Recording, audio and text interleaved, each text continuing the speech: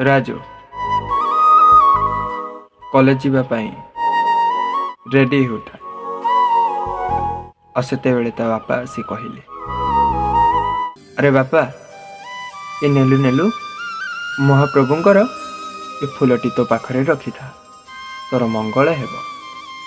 ଆଉ ସେ ରାଜୁ କିଛି ନ ଭାବି ତା ପକେଟରେ ଆଣି ରଖିଦେଲା ଆଉ ସିଧା ଚାଲି ଆସିଲା କଲେଜକୁ ପଢ଼ିବା ପାଇଁ।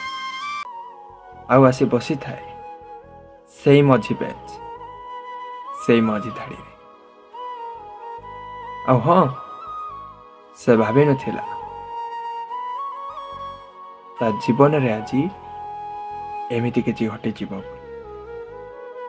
ସାର୍ କଳାପଟାରେ ପାଠ ଗୁଡ଼ିକ ଲେଖିଦେଇ ଯାଉଥିଲେ, ଆଉ ରାଜୁର ମନ ଆଉ କୋଉଠି ଥିଲା।